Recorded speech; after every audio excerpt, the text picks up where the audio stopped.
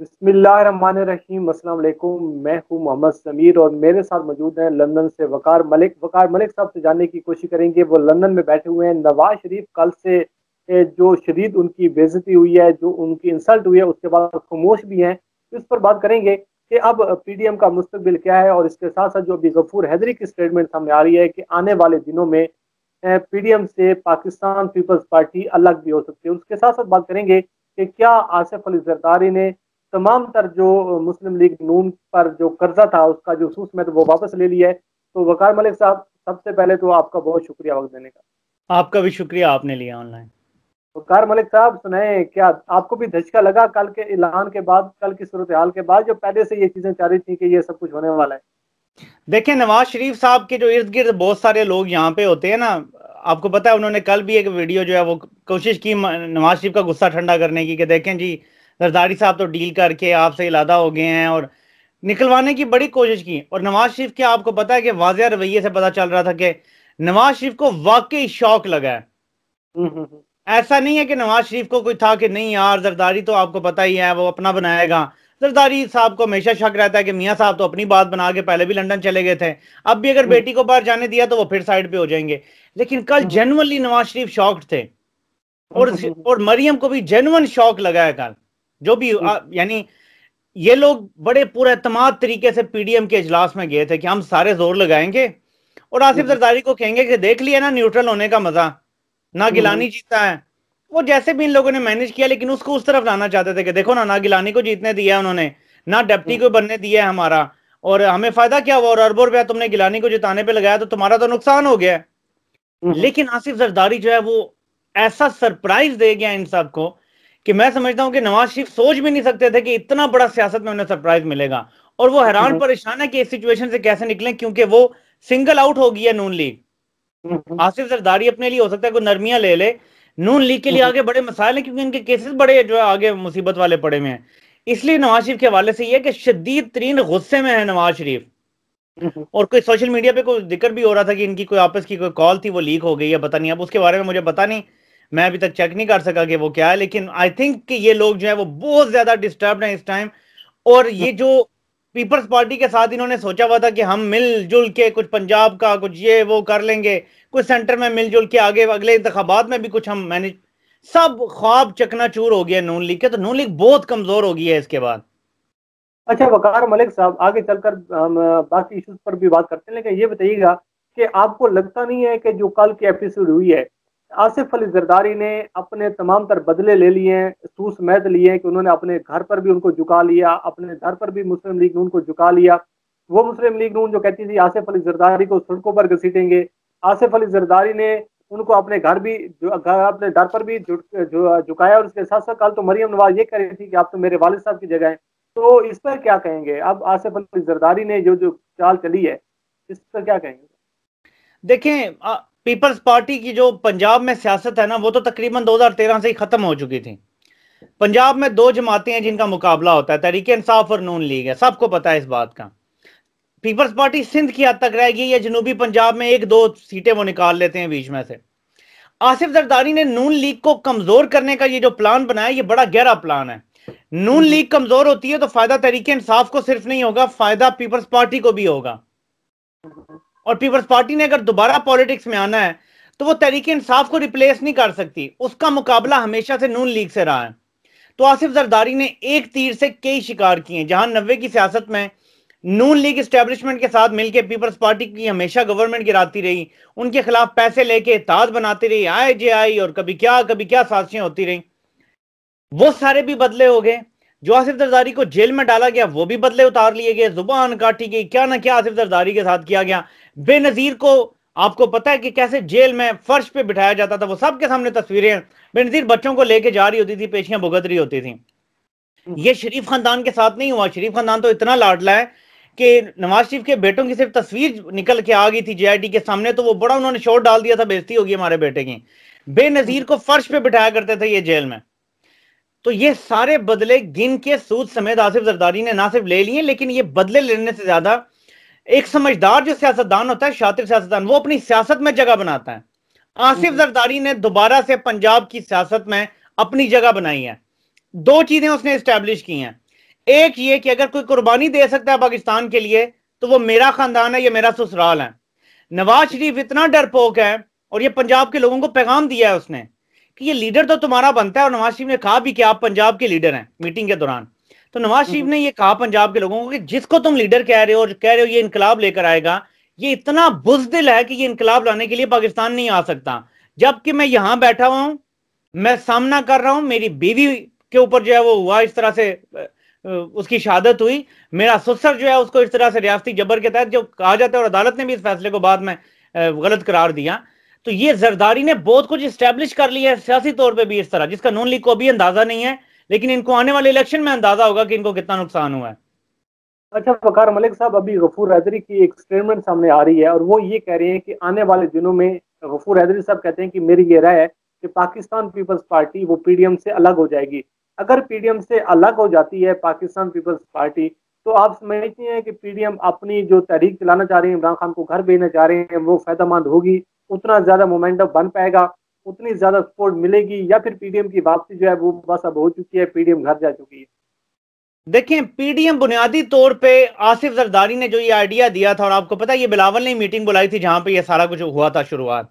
आसिफ जरदारी ने अपने मकासद तो हासिल कर लिए हैं, लेकिन फजलुर रहमान साहब और नवाज शरीफ के कुछ मकासद हैं जो हासिल नहीं हो रहे उन्हें।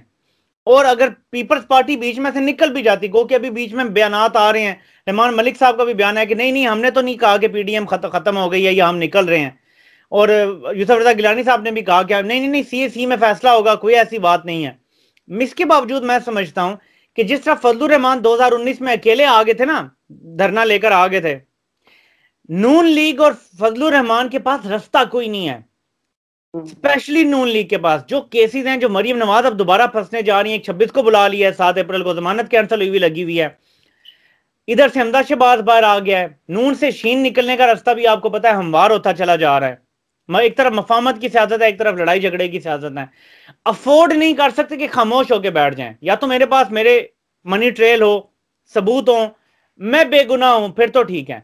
वो नहीं है, बेगुनाह नहीं है, सबको पता है, तो फिर लड़ाई झगड़े के अलावा कोई रास्ता नहीं है। तो मुझे लगता है कि अगर पीपल्स पार्टी निकल भी जाती है, गैर ऐलानिया, ऐलान नहीं भी करते, एंड में कहते हैं जी हमने नहीं, नून लीग और फजलुर रहमान शायद फिर भी एक कोशिश जरूर करेंगे कि किसी ना किसी तरीके से रियासत को यरगमाल बनाने की कोशिश की जाए। शायद कोई लॉन्ग मार्च, शायद कोई धरना जलसा, और इसकी धमकियां चलती रहेंगी आगे कुछ अरसे में, लेकिन फौरी तौर पे कुछ होता नजर नहीं आ रहा अभी। शायद इसको एक थ्रेड बना के आगे चलाते रहेंगे, लिंगर ऑन करते रहेंगे, फौरी अब नजर नहीं आ रहा। आपको पता है फिलहाल कैंसिल कर दिया है, आगे रमजान आ रहा है, उसके बाद आपको पता है फिर बड़ी ईद, फिर मुहर्रम, गर्मियां, फिर सर्दियां, सब तो बड़ा मुश्किल है अगले 3-4-5 महीने कोई ऐसा काम हो। लेकिन मेरा ख्याल है कि घसीटते रहेंगे ये पीडीएम को आगे तक। तो फिर आपको क्या लगता है ये मलबा किस पे डालेंगे? किसने किसको धोखा दिया है, किसने किसके साथ चाल चली है? जो नाम आ रहा है आसिफ अली जरदारी का, अब मौलाना कल नाराज होकर चले गए हैं, शायद खान अब्बासी मरियम नवाज को बात नहीं करने दे रहे थे, पीपल्स पार्टी जो कह रही है वो अब कह रही है हम अपने मौका पर खड़े हुए हैं। तो असल में धोखा किसने दिया है अपोजिशन जमातों में से? देखिए, धोखा तो नहीं है ना, पिछले साल नवाज शरीफ ने अपना फायदा हासिल किया, फजलुर रहमान को धरने में अकेला छोड़ दिया और खुद लंदन पहुंच गए। ठीक है जी, सियासत मफादात का खेल है इन लोगों के लिए, इसको धोखा नहीं कहते। और खुद इन्होंने बैठ के मैदान में, मौलाना गफूर हैदरी साहब भी थे शायद, इन्होंने कहा था कि हाँ नवाज शरीफ फायदा ले गया हमसे। उस वक्त उन्होंने ये बयान दिया था मीडिया पे, वो खुश थे उसमें। आज जरदारी ने ये मोमेंटम बनाया, जमातों को इकट्ठा किया, अपने लिए कुछ फायदे हासिल कर लिए।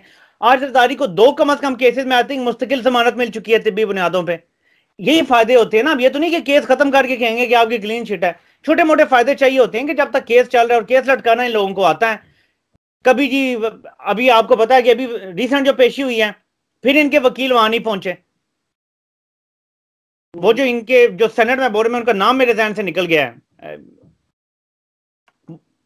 फारूक नायक साहब। आपको पता है अभी रिसेंट ये जो पेशी हुई है, इसमें भी नहीं पहुंचे जरदारी के लिए, वो जी आए ही नहीं है।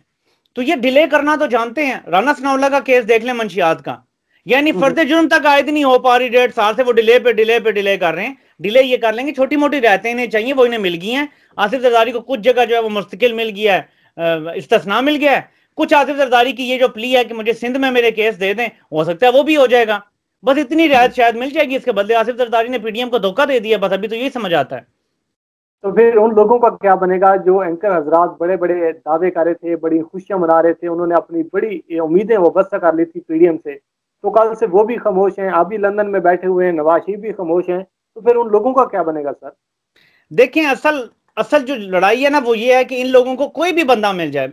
एक तो ये मैं समझता हूं कि हमारे जो 70-80% पुराने जो सहाफी हैं वो एक्चुअली जाले हैं दिल से, क्योंकि इनमें से ज्यादातर लोगों ने जो जर्नलिज्म शुरू की वो, जो मैं पुरानों की बात कर रहा हूं, भुट्टो और उसके बाद फिर जिया के दौर में, तो इनका नेचुरल जो अलायंस बनता है ना वो ये जाले हैं अंदर से। नवाज शरीफ के साथ सिर्फ इसलिए मिल गया कि नवाज शरीफ खाता है तो लगाता भी तो है। दिल से नवाज शरीफ के साथ नहीं है, दिल से इनके दिल धड़कते हैं पीपल्स पार्टी के साथ बुनियादी तौर पे। तो अंदर अंदर से ये कहीं ना कहीं थोड़े खुश भी होंगे कि ठीक है यार, जरदारी को अगर स्पेस मिल रही है तो अच्छा है, कल को हम इसके साथ खड़े हो जाएंगे। आपको नजर आया होगा कुछ लोगों ने कहा भी है कि नहीं नहीं जरदारी ठीक बात कर रहा है, जरदारी बड़ी समझदारी की बात कर रहा है। आपने देखा होगा कई लोगों ने ये बयान दिए, कई लोगों ने ट्वीट भी किए हैं। तो ये गिरगिट की तरह रंग बदलने वाले लोग हैं। कल नवाज शरीफ इनके लिए मंडेला था, ये बहुत जल्द जरदारी को मंडेला बनाएंगे, क्योंकि मतलब है भाई इनका, जिस जहां से मतलब पूरा होता है, जिसके इक्तदार में इनको फायदा मिलता है, ये उसके साथ खड़े हो जाएंगे। ये सारा मसला ही माल का है और ताकत का है। बुनियादी तौर पे साफियों को ताकत का नशा चढ़ गया था। ये लोग पॉलिसीज बना रहे थे, स्पेशली आपको पता है नवाज शरीफ के दौर में हमारे चंद बड़े साफी हैं जो नवाज शरीफ के दाएं बाएं नजर आते थे और बुनियादी पॉलिसीज वो बना रहे थे हुकूमत की। अब ये ताकत इनके हाथ से चली गई, तो वो ताकत वापस हासिल करने के लिए जोर तो लगाएंगे। बहरहाल अफसोस किया जा सकता है कि पहले नवाज शरीफ पे बैट लगाते रहे, वो रेस का घोड़ा था ही नहीं, हम पहले दिन से कह रहे थे। अब ये जरदारी को कहेंगे नहीं नहीं नहीं बड़ा अच्छा फैसला, समझदारी का फैसला है, लेकिन वहां भी इन्हें मुंह की खानी पड़ेगी।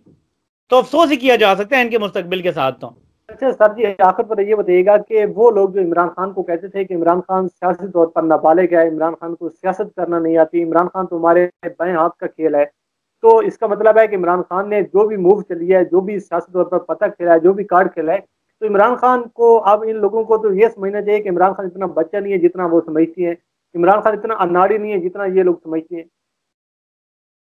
देखें, ये सारी बातें आप जो कह रहे हैं वो मैं बिल्कुल अंडरस्टैंड कर रहा हूं, और इमरान खान ने वाकई सियासी तौर पे इन सब को मात दे दी है। लेकिन एक और चीज हम भूल जाते हैं। देखें, हमने ये मुल्क भी इस्लाम के नाम पे बनाया था। हमारा बुनियादी अकीदा ये है कि आप अगर हक की तरफ खड़े होंगे या कम से कम कोशिश जरूर करेंगे और नीयत साफ रखेंगे तो आपको उसका फल मिल जाता है। हमने कई बार देखा पिछले, यानी 2011 से देख लें आप अभी तक, इमरान खान ने कई बार इतने इतने बड़े ब्लंडर मारे हैं कि सियासी तौर पे लगता था कि अब इमरान खान का दोबारा कमबैक नहीं होगा। बड़े बड़े ब्लंडर लगे हैं इमरान खान से, लेकिन इमरान खान फिर से मर्ज हो जाते हैं और इन सबसे ज्यादा ताकतवर हो जाते हैं, जैसे भी फिर हो गया है। यानी वोट ऑफ कॉन्फिडेंस में मिल गया, सेनेट में भी मिल गया, चेयरमैन भी, डिप्टी चेयरमैन भी मिल गया, हर तरफ से ताकत मिल गई है। इधर से पीडीएम खत्म हो गई तकरीबन, यानी ताकत के आप देखेंगे अगर तवाजुन तो उस हिसाब से पीडीएम खत्म हो गई है। इसकी वजह शायद साफ नीयत भी होती है, और ये हमें कभी भूलना नहीं चाहिए कि आप हजार गलतियां करें, जब आपकी नीयत अच्छी होगी और आप सोचेंगे कि यार जो भी है, हो सकता है मेरी समझ, हो सकता है इमरान खान की उतनी समझ ना हो मुल्क कैसे चलाना है, मैं यहां पे आपके सामने ये बात कर रहा हूं, लेकिन इमरान खान की क्योंकि नीयत अच्छी है उसका भी फल मिल जाता है। वरना आप ऑड्स देखें, पाकिस्तान की तारीख में कभी नहीं ऐसा हुआ कि सारी जमातें किसी के खिलाफ इकट्ठी हुई और वो बच गया हो। जुल्फकार अली भुट्टो जैसा पहाड़ जैसा बंदा भी नहीं बचा था जब सारी जमातें इकट्ठी हो गई थी। इमरान खान का बच जाना ये एक मौजज़ा है, और ये कोई इमरान खान का सिर्फ दिमाग नहीं हम कह सकते, तारीफ नहीं कर सकते, इसमें नीयत का बड़ा अमल दखल है। एक तरफ चोर डाकू, आखिर पर बताइएगा पीडीएम का कमबैक होगा या नहीं होगा? देखिए, सियासत में कुछ नहीं कह सकते, गलतियां इमरान खान से कई बार हुई हैं। महंगाई का जो मसला है वो खड़ा हुआ है सर पे, अवाम फिर भी बाहर नहीं निकली। इससे मैं आपको एक क्लियर बात बताऊं कि इदारों को 2 मैसेजेस गए हैं रिसेंटली। नंबर 1, जब Imran Khan vote of confidence ले रहे थे, जो लोग बगैर कॉल किए वहां पहुंच गए थे डी चौक में, एक तो वो पैगाम था। दूसरा ये कि इतनी महंगाई के बावजूद, हालात के बावजूद भी पीडीएम के साथ अवाम नहीं निकली, और इदारे कभी कोई हुकूमत नहीं गिराते जब तक वो अवाम में बिल्कुल ही गैर मकबूल ना हो जाए या अपोजिशन के साथ अवाम ना खड़ी हो जाए। क्योंकि ये दोनों बातें अभी 100% नहीं हुई, इसलिए आपको आने वाले दिनों में इस इमरान खान की हुकूमत की स्टेबिलिटी तो नजर आएगी अगर कोई बड़ी गलती नहीं करते और अवाम के रिलीफ की तरफ जाते हैं। जैसे इमरान खान ने भी कहा है वैसे कि हमारा एक फोकस सबसे पहले होना चाहिए कि हमने महंगाई खत्म करनी है, ये कर ली तो पीडीएम कोई खतरा नहीं है, मैं समझता हूं।